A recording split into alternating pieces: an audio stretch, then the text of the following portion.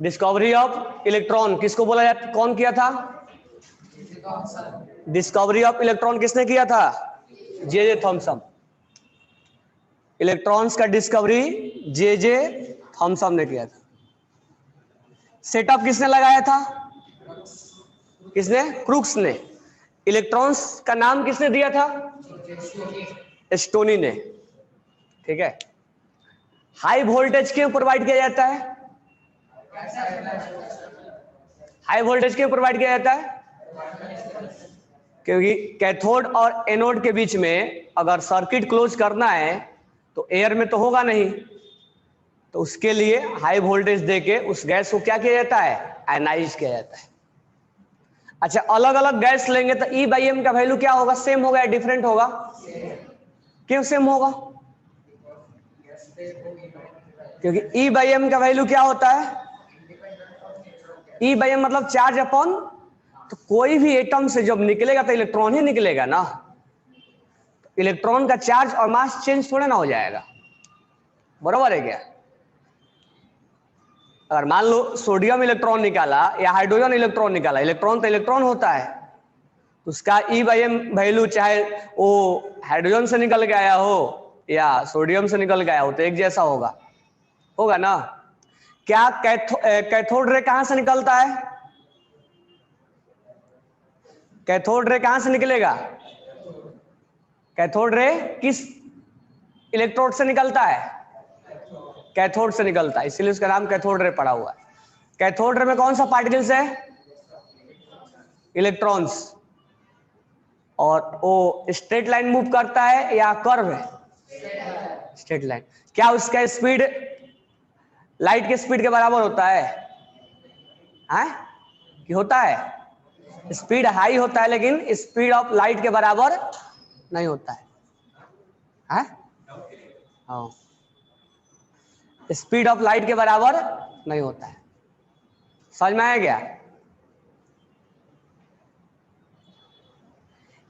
एक चीज ध्यान देना, specific charge E by M को ही बोला जाता है।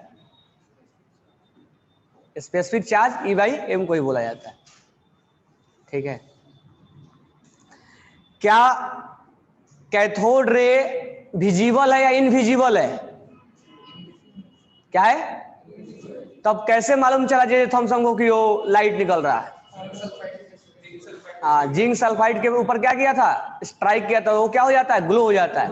कौन सा कलर दिखाएगा? कौन सा गैस लेंगे तो ग्रीन कलर दिखाएगा? कौन सा गैस लेंगे तो ग्रीन कलर दिखाएगा? नहीं, कलर अलग अलग दिखाएगा। हाइड्रोजन लेंगे तब ग्रीन कलर दिखाएगा वो। बाकी दूसरा अगर कलर गैस लेंगे तो कलर क्या हो जाएगा? चेंज होगा कि नहीं होगा? पढ़ो तो एक बार स्टेटमेंट उसका, पीडीएफ जो भेजा उसको पढ़ना।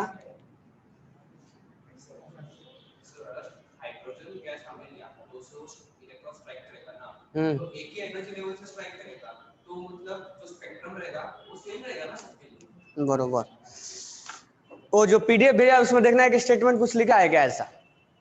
ऐसा कुछ नहीं है। कलर चेंज नहीं होता। गैस चेंज करेंगे तो ई बाई एम का वैल्यू क्या होगा?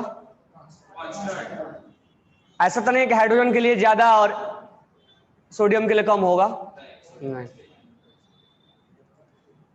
प्रेशर कितना लिया जाता है?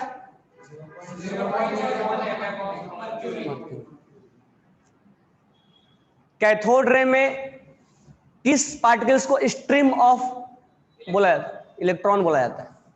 Stream of electron. समझ में आ गया?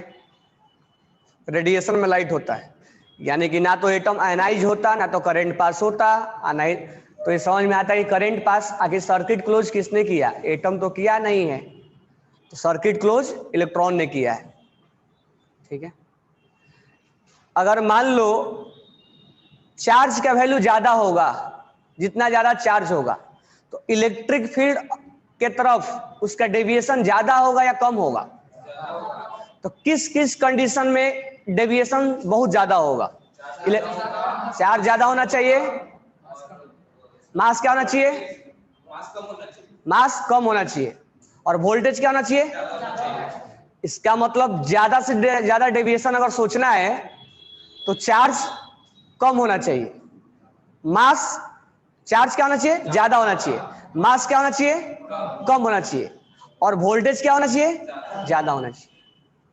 समझ में आ गया क्या? तो मुझे ये बताओ, इलेक्ट्रॉन ज्यादा डेविएट करेगा कि प्रोटॉन ज्यादा डेविएट करेगा? इलेक्ट्रॉन ज्यादा डेविएट करेगा या प्रोटॉन ज्यादा डेविएट करेगा?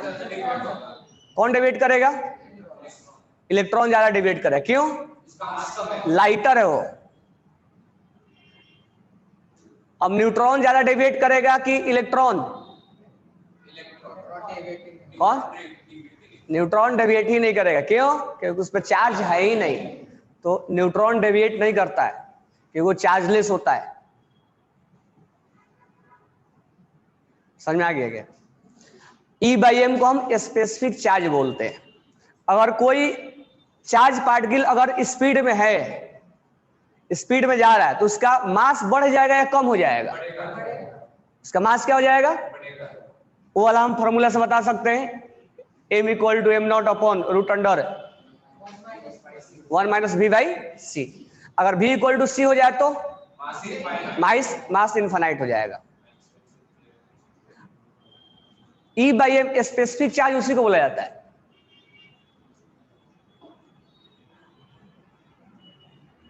तो अगर मान लो वेलोसिटी बढ़ा दी, वेलोसिटी से जा रहा है, तो ई बाई एम का वैल्यू क्या हो जाएगा? घटेगा या बढ़ेगा? मास क्या हो रहा है? मान लो इलेक्ट्रॉन है, ई बाई एम का वैल्यू क्या होगा? घटेगा या बढ़ेगा?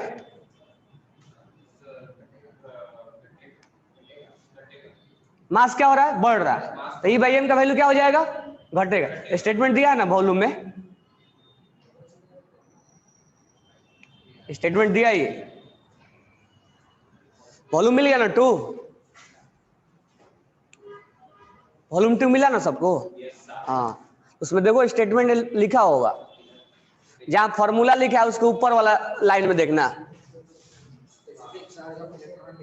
Specific charge of electron will be decrease. उसमें 3-4 स्टेटमेंट क्वेश्चन पूछा जाता है। ठीक है, तो सबने नोट्स वगैरह लिख लिया होगा? मैं चेक कर लिया। चलो, अच्छा एक चीज और है, डाउट हो, आज के टाइम में एंटी इलेक्ट्रॉन्स का भी सर्च हुआ है, मतलब एंटी पार्टिकल्स का भी सर्च हुआ है।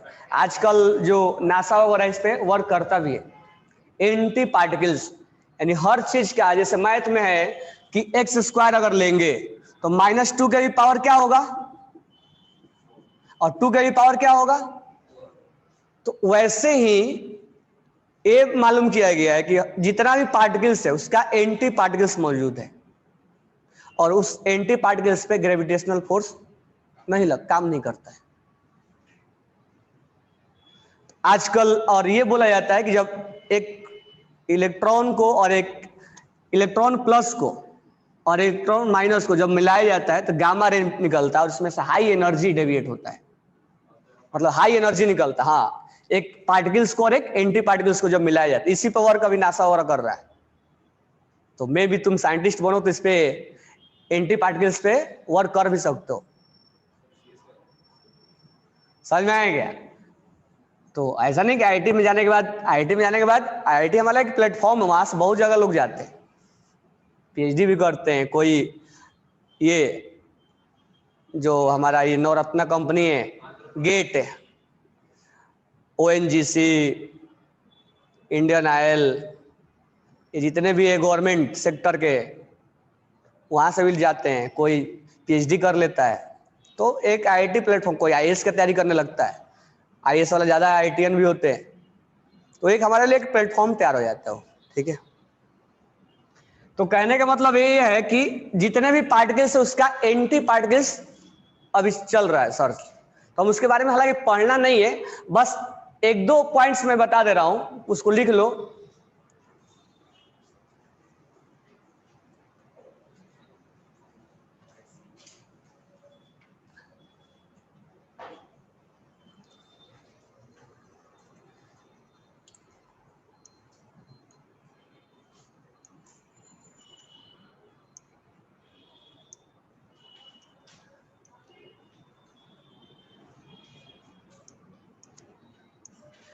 लिख लो, anti particles of electron is present, anti particles of electron is present, anti particles of electron is present. हाँ, एंटी पार्टिकल्स बोलो या एंटी मैटर बोलो, एक ही बात है, मैटर मैटर काम करेगा। Anti particles, anti particles of electron is present,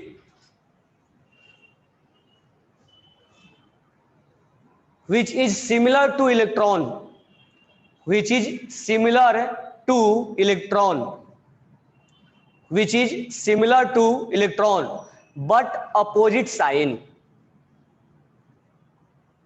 which is similar to electron but opposite sign, which is known as positron, which is known as positron। अब ये इसलिए लिखवा दिया कि जब तुम भी के जैसा उसमें अवस्थी बनाओगे तो कॉलम आएगा, कॉलम वन में पोजिट्रॉन के बारे में डिस्कशन किया है इसने, which is known as positron. तो कहने का मतलब है इसको रिप्रेजेंट कैसे करेंगे, इलेक्ट्रॉन्स को हम करते हैं -1 से, इसको कैसे करेंगे हम, तो ये इसका एंटी पार्टिकल्स है। अब उसके बारे में ज्यादा डिटेल नहीं पढ़ना, हमें समझ में आ गया, बस इतना ही पढ़ना। और इसको ये कुल मिला के बोला गया है कि हर चीज का एंटी पार्टिकल्स है, प्रोटॉन का भी एंटी पार्टिकल्स है, सब जितने भी है, मैटर का एंटी मैटर होता है, पार्टिकल्स का एंटी पार्टिकल्स होता है, जो अभी सर्च चल रहा है, और उनको मिलाने पे हाई एनर्जी हमें मिलता है। तो हमें ज्यादा उसमें नहीं पढ़ना है। इलेक्ट्रॉन्स का जो एंटी पार्टिकल्स होता है, इस पे ग्रेविटेशन वाला काम नहीं करता है, यूट्यूब वगैरह पर देख सकते हो इसका वीडियो एंटी पार्टिकल्स का। तो इस पे जो होता है जस्ट ये इलेक्ट्रॉन्स का, यानी इस पे चार्ज इक्वल होता है, मास भी इक्वल होता है, लेकिन साइन उल्टा होता है, इस पे माइनस होता है तो इस पे प्लस होता है। इसका जो चार्ज हो जाएगा प्लस 1.6 इंटू 10⁻19 कूलम हो जाएगा। सब कुछ उसी के जैसा होगा, बस इसको चार्ज ये नेगेटिव है तो प्लस हो जाएगा, और इसको हम पोजिट्रॉन के नाम से जानते हैं, that is known as positron. मतलब इलेक्ट्रॉन्स के एंटी पार्टिकल्स को हम बोलते हैं पोजिट्रॉन। ठीक है, जो बहुत ज्यादा इसमें डिटेल में हमें नहीं जाना है। कॉलम में है ना, हाँ, तो वहां से करोगे। अब मैं कुछ क्वेश्चन करवा रहा हूं, आप उसका आंसर करोगे। लिखो, राइट डाउन करो क्वेश्चन, क्योंकि पढ़ाने के पीछे पर्पस ये, मैं जानबूझ के तुम्हें बोला था कि राइट डाउन करो। थ्योरी लिख के लाओगे तो उसके बदले, आज थ्योरी में लिखवाने में टाइम जाता है, उसके बदले हम क्वेश्चन करवाएंगे, ताकि चीजें हमें, अब हेडिंग क्वेश्चन लिखना, increasing order of value of, increasing order of value of E by M, charge by mass, charge by mass, जिसको हम स्पेसिफिक चार्ज के नाम से जानते हैं, स्पेसिफिक चार्ज। और ऑप्शन में लिखा हुआ है EPN अल्फा, बी में लिखा हुआ NPE अल्फा, सी में लिखा है NP अल्फा E, और डी में लिखा है N अल्फा PE। क्या होगा,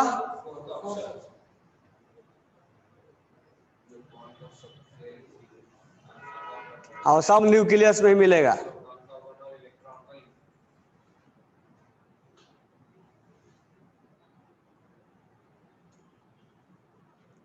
क्या होगा आंसर इसका, फोर्थ ऑप्शन। और किसी का बी आ रहा है, इसका आंसर करेक्ट कौन सा है, फोर्थ वाला। अब देखो, इलेक्ट्रॉन पे जो मास लेना है आपको, मास 0 लेना है, मतलब नहीं के बराबर है, और चार्ज क्या लेना है आपको, 1 लेना है, 1 यूनिट लेना है। आप इसमें जब हम कंपेयर करेंगे ना, तो माइनस मत रख देना, मैग्नीट्यूड लेंगे। प्रोटॉन पे मास जो है 1 यूनिट लिया करेंगे, हम यूनिट में लेंगे, ये नहीं कि केजी और ग्राम में नहीं लेंगे, और चार्ज जो लेंगे वो 1 यूनिट लेंगे, यानी +1 यूनिट होता ही है। न्यूट्रॉन, मास जो है न्यूट्रॉन का वो 1 यूनिट लेंगे और ये चार्ज जो है 0 लेंगे, चार्ज तो होता नहीं है। और अल्फा बताया था, हीलियम फंडामेंटल पढ़ाया था, alpha beta gamma, alpha beta gamma तीनों पढ़ाया था। 2 और 4, इसका मास क्या लेना आपको 4 यूनिट, और चार्ज क्या लेना आपको 2। बीटा के क्या बोला था मैंने, चार्ज कितना, चार्ज 1 लेना है। -1 होता है कि 1 होता है, और मास कितना होगा, मास 0 होगा। गामा का क्या होगा 0.0 क्या होगा, फिर कैसे डिफाइन करेंगे इसको, ठीक। अब इसमें यही आपको लेके कंक्लूजन बनाना है। सबसे ज्यादा वैल्यू किसका आ जाएगा, इलेक्ट्रॉन होगा ना, क्यों, चार्ज 1/0 क्या वैल्यू हो जाएगा, इस पे क्या हो जाएगा 1/,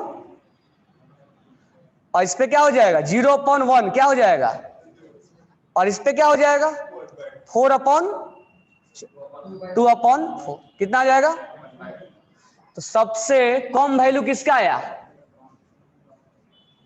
उससे ज्यादा वैल्यू किसका आया, अल्फा का, उससे ज्यादा वैल्यू, सबसे ज्यादा वैल्यू, अवस्थी का क्वेश्चन है।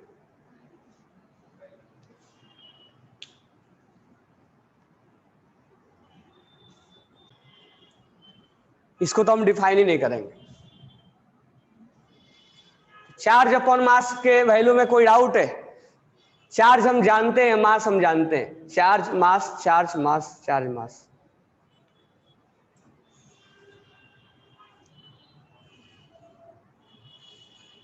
कोई डाउट इसमें,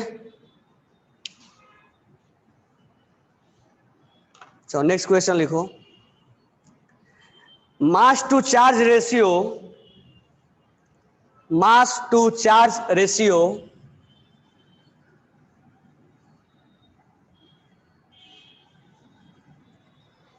mass to charge ratio for a cation, mass to charge ratio, mass to charge ratio for a cation is 1.5 into 10 to power -8 kg per coulomb. What is mass of this cation, what is mass of this cation। Option में 2.4 into 10 to power -19 gram, 2.4 into 10 to power -27 gram, 2.4 into 10 to power -24 ग्राम, और D में है none of दिच।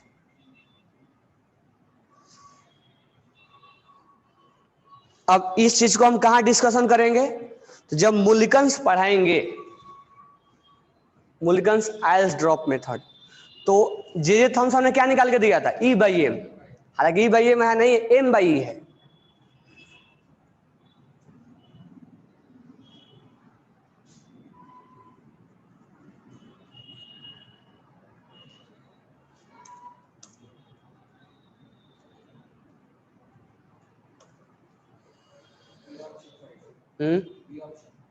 कौन सा होगा, D, B, Bombay.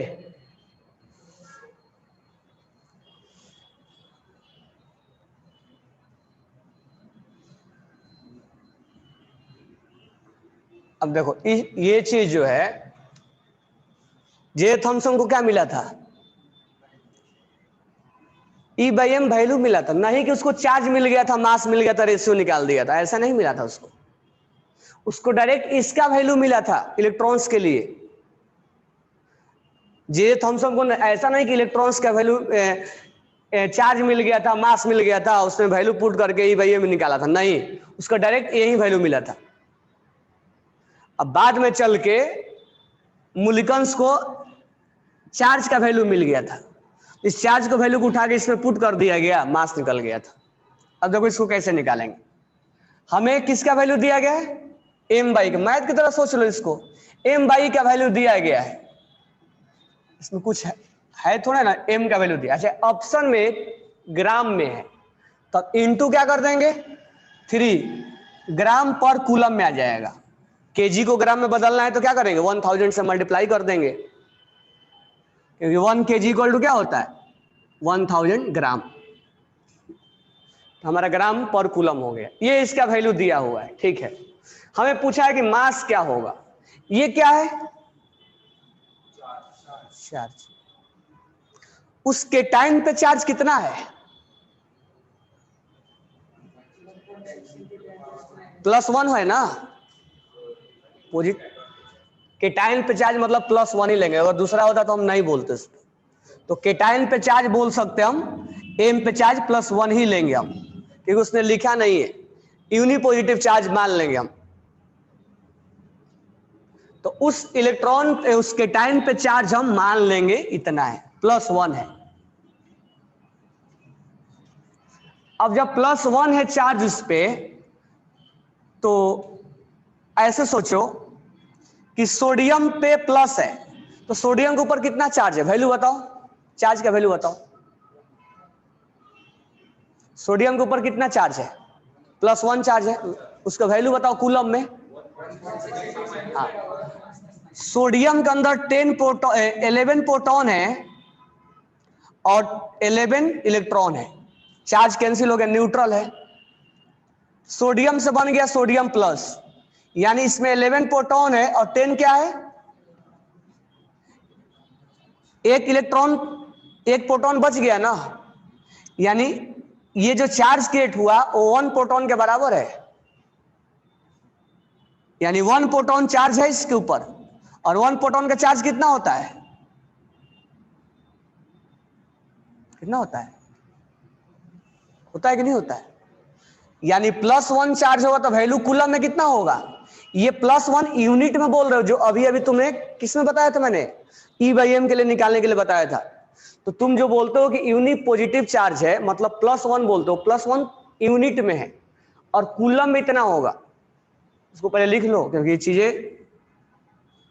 तो कुल मिला के ये है कि अगर आपसे पूछा जाए कि सोडियम प्लस के ऊपर चार्ज कितना है, तो आप क्या बोलोगे 1.6 × 10⁻⁹ कूलम है, और यूनिट में बोलोगे तो क्या बोलोगे +1 यूनिट है।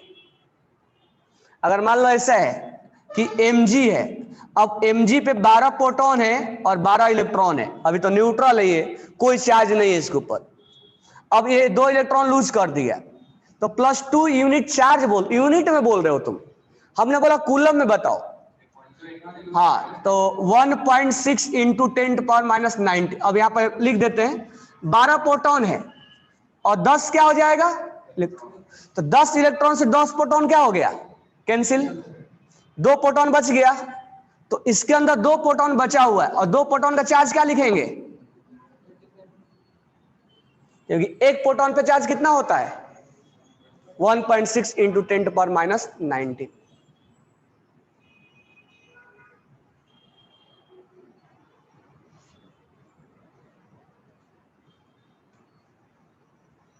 कोई डाउट है,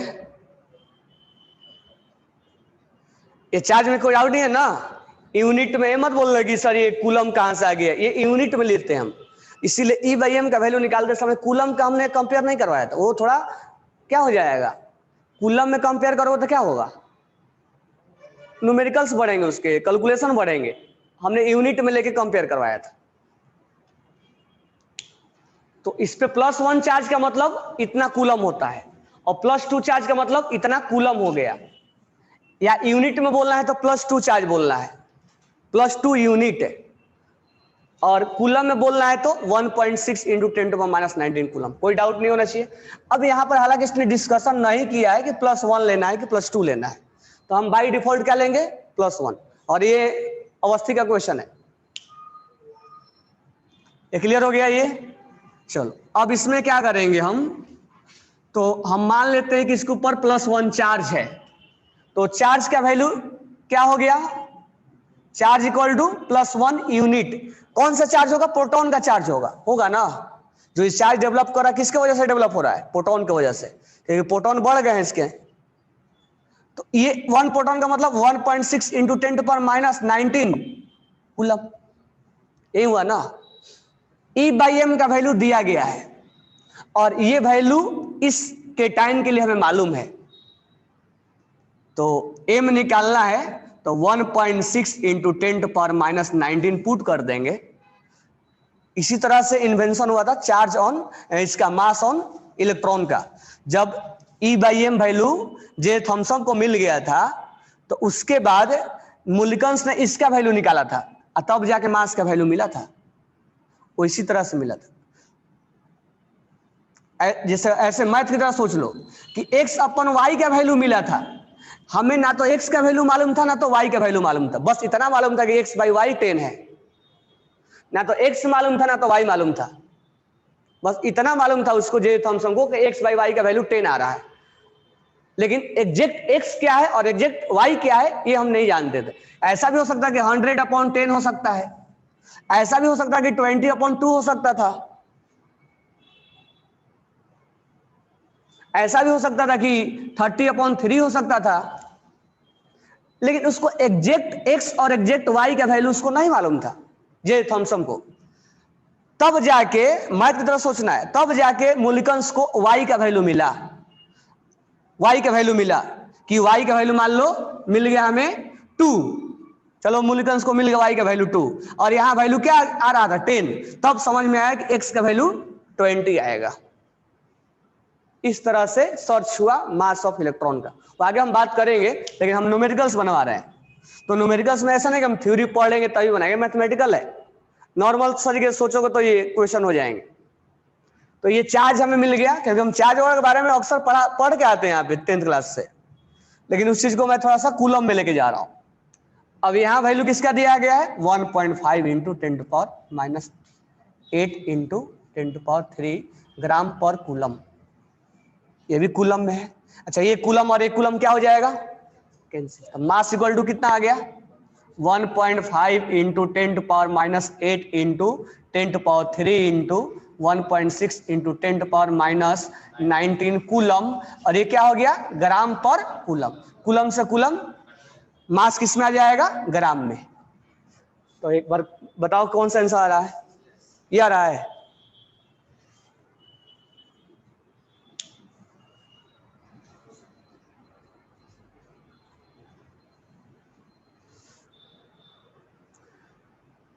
तो इसके लिए नहीं कि हमें न्यूमेरिकल्स पढ़ने, मैथ की तरफ सोचो। मैथमेटिकल अप्रोच होना चाहिए, ध्यान रखना फिजिकल में मैथमेटिकल अप्रोच चलेगा।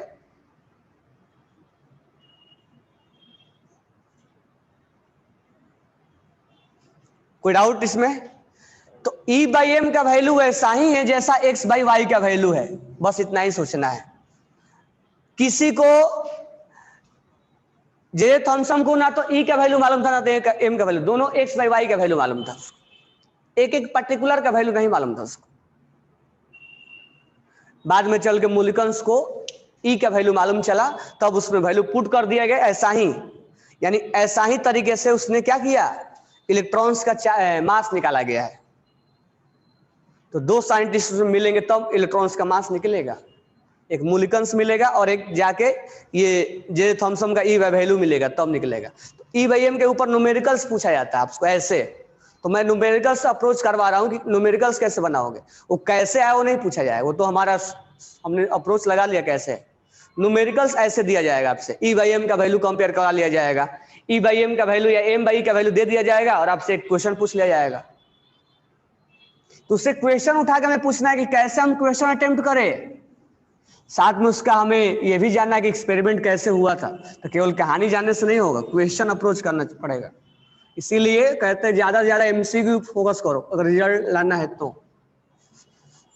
Don't try to read theory नहीं तुम्हें पढ़ना है। नेक्स्ट क्वेश्चन लिखो। चलो कुछ थ्योरेटिकल क्वेश्चन कर लेते हैं। फॉर ये जो है वो अवस्थी में पैसेज में दिया गया है। मैं पैसेज को नहीं बोल रहा हूं, डायरेक्ट क्वेश्चन बोल रहा हूं। पैसेज को नहीं भी पढ़ते हो तो आंसर हो जाएगा।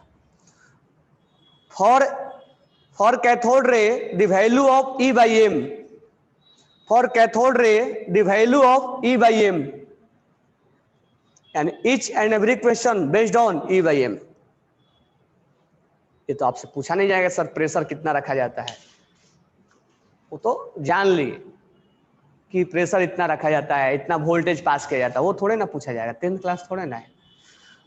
The value of for the cathode ray the value of E by M, पहला पॉइंट लिखो, is इंडिपेंड of the nature of cathode, is independent of the nature of cathode, is independent of the nature of cathode and gas filled in the discharge tube, and the gas filled in the discharge tube। याद रखना physical पढ़ने के लिए mathematical approach होना चाहिए। Second point is constant, second option लिखना is constant, second option is constant. Third option is -1.7588 into 10⁸ coulomb per gram. D option all of the above are correct, all the above are correct. ये जब तुम्हें atomic structure question आएगा, ये तीनों question paper में आना must है, तीनों क्वेश्चन पूछे। क्या होगा इसका आंसर? हाँ, तो नेचर ऑफ गैस पे डिपेंड नहीं करता है। क्यों नहीं करता है सोचो, इलेक्ट्रॉन्स के लिए, चाहे इलेक्ट्रॉन्स केटायन सोडियम से निकले, चाहे इलेक्ट्रॉन्स पोटेशियम से निकले या इलेक्ट्रॉन्स हाइड्रोजन से निकले, उसका चार्ज और मास तो उतना ही रहेगा ना। इसीलिए क्या होता है, कांस्टेंट होता है। और इसका वैल्यू कितना होता है? इसका ऑप्शन क्या हो जाएगा? D, Delhi.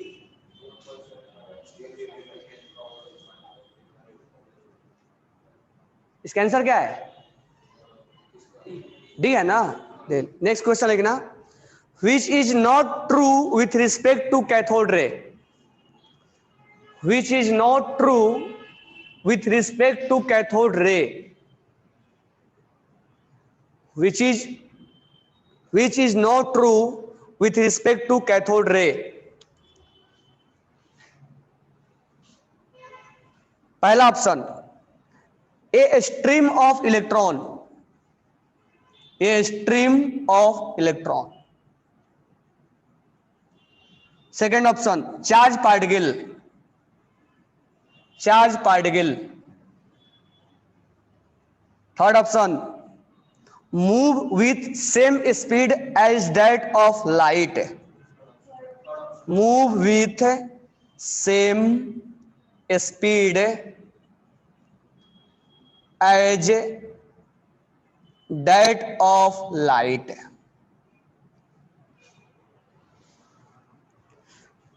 Fourth option, can be deflected by electric field, can be deflected by the electric field। कौन बोला है कौन करेक्ट नहीं है? तो कौन करेक्ट नहीं है? Third option. कैथोड रे को स्ट्रीम ऑफ इलेक्ट्रॉन बोला जाता है, चार्ज पार्टिकल्स होता है क्योंकि उसको जब हम मैग्नेटिक फील्ड इलेक्ट्रिक फील्ड में रखते हैं तो डेविएट कर जाता है, और ये डेविएटेड इन इलेक्ट्रिक फील्ड।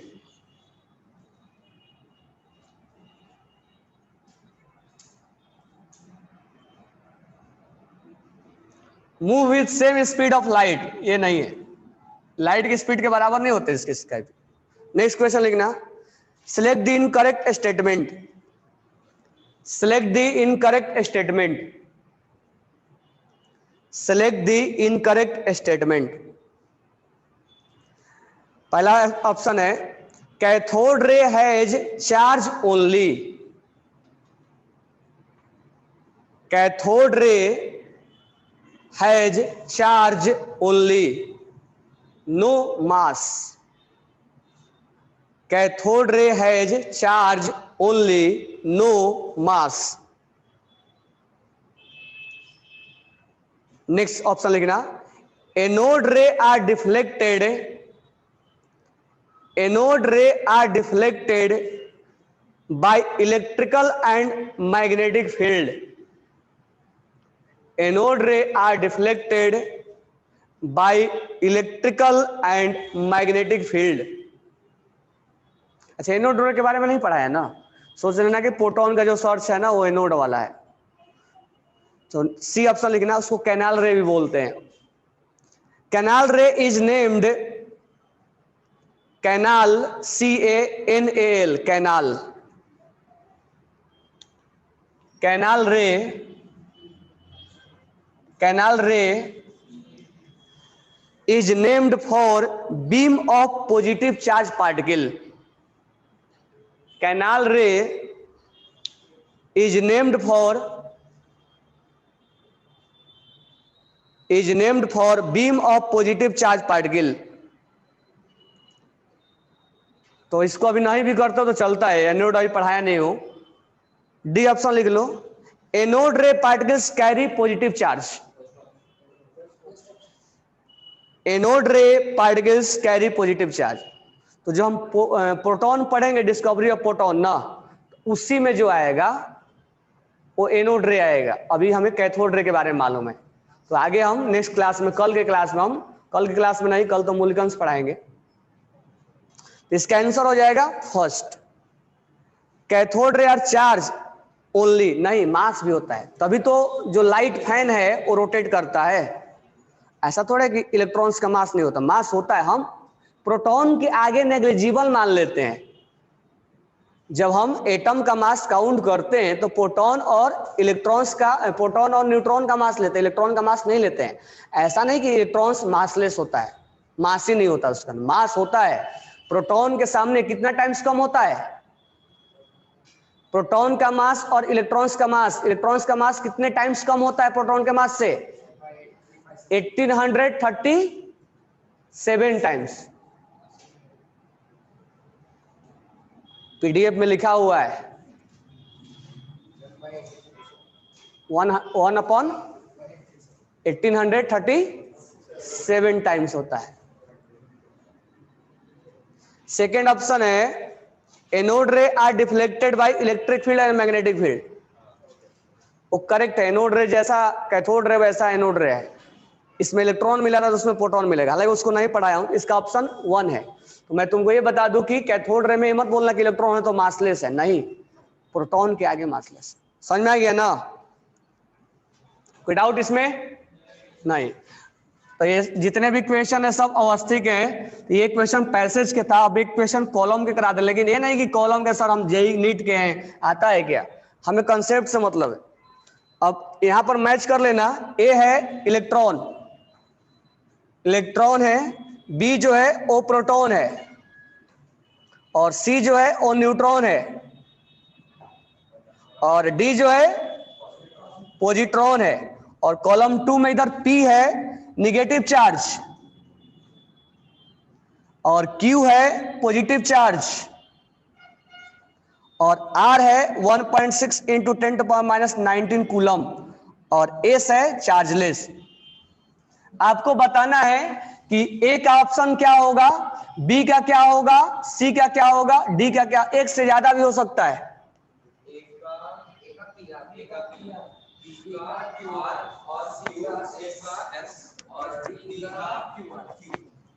इलेक्ट्रॉन पे चार्ज क्या होगा? इलेक्ट्रॉन पे चार्ज क्या होगा? कितना होगा? अब ये मत सुनना कि माइनस नहीं दिया है। इलेक्ट्रॉन पर चार्ज बाई डिफॉल्ट मैग्नीट्यूड में लिया जाता है, नेगेटिव चार्ज होता है। ये दोनों नहीं होगा। प्रोटॉन पे चार्ज क्या होगा? न्यूट्रॉन पे चार्ज क्या होगा? पॉजिट्रॉन पे चार्ज क्या होगा? और क्या होगा?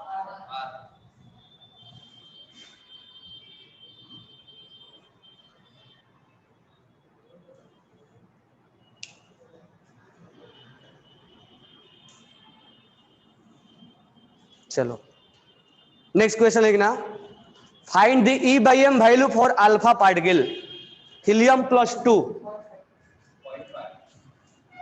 फाइंड द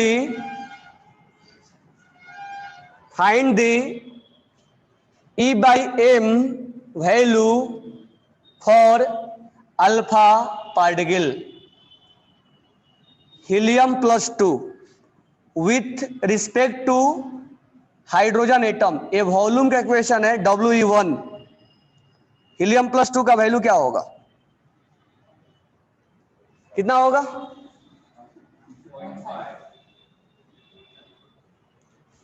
चार्ज क्या लेना है, यूनिट में ले रहे हैं, और मास किस में ले रहे हैं? हीलियम +2 का मास कितना होगा? 4। इलेक्ट्रॉन लूज होने से मास थोड़ा ना कम हो जाएगा। चार्ज +2 लेंगे, यूनिट में ले रहे हैं, ध्यान रखना। जहां कूलम में लेना होगा कूलम में लेंगे, यूनिट में लेना होगा यूनिट में ले लेंगे।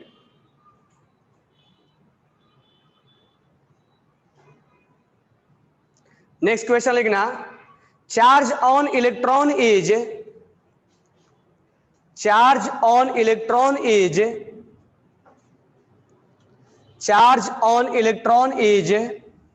1.6 into 10⁻⁻19 coulomb. Charge on electron is 1.6 into 10⁻⁻19 coulomb. What will be value of charge on? What will be value of charge on? What will be value of charge on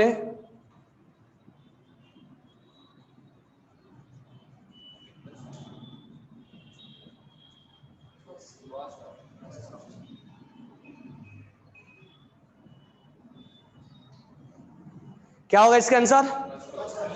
first option होगा ना। ये volume के exercise में से दिया, तुम लोग को वॉल्यूम मिल गया है। अब क्या करना है, वॉल्यूम ओपन करो। ठीक है, अवस्थी के क्वेश्चन करवा दिया हूं मैं। ठीक है, अवस्थी के E/M के रेशियो से रिलेटेड उतना ही है। अब आपको क्या करना है, वॉल्यूम निकालना है। वॉल्यूम में एक्सरसाइज में जाना है।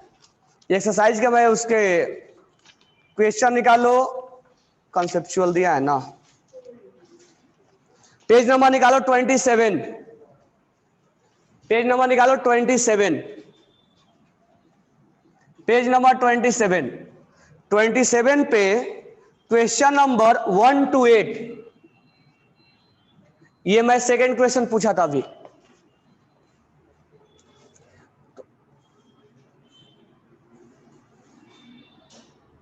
वॉल्यूम 2 नहीं मिला था, आगे लेके जाओ यहां से वॉल्यूम 2। ये पार्सल करवाए, वॉल्यूम 2 मिल रहा, सबको लेके जाओ। वॉल्यूम 2 आ चुका है, देखो ये वॉल्यूम 2, ये वॉल्यूम 2 मिल गया है। जिसको जिसको नहीं मिला है वो लेके जाओ। तो 1 to 8 एक क्वेश्चन नंबर हमने पूछा था। तो पढ़ने का तरीका यही बनाना है, थ्योरी पढ़ना है, चीजें समझ में आने के बाद न्यूमेरिकल क्वेश्चन अटेम्प्ट करने। फोर्थ का आंसर क्या होगा? इसका पीडीएफ नहीं होता है वॉल्यूम का। इस वॉल्यूम का पीडीएफ नहीं मिलेगा तुम्हें, आगे लेके जाना पड़ेगा। इसका पीडीएफ नहीं होता है। इसका दो ही काम हो सकता है कि स्कैन करके ले जाना पड़ेगा,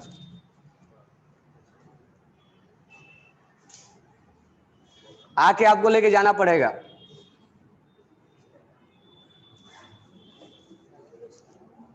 फोर्थ का आंसर क्या होगा?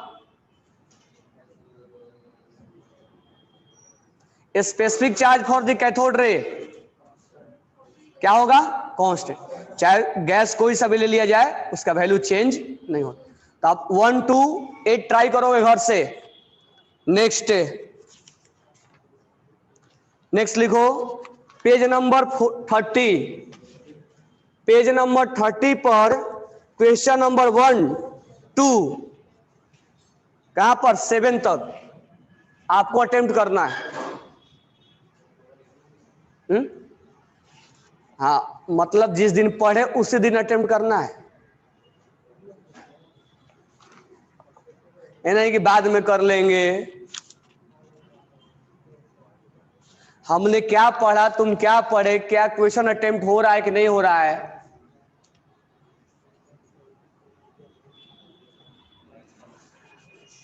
उसके बाद जो है अगर लेवल 1 लेवल 2 में आओगे तो इसके रिगार्डिंग क्वेश्चन थोड़ा कम मिलेंगे, ठीक है। बस पेज नंबर 34 पर क्वेश्चन नंबर 2 बना सकते हो। तो ये इतना हमने क्वेश्चन करवा दिया, इतना कर लेना, आगे भी क्वेश्चन मिलेगा बट ये कंसेप्चुअल का क्वेश्चन है। अब क्या करना है तुम्हें,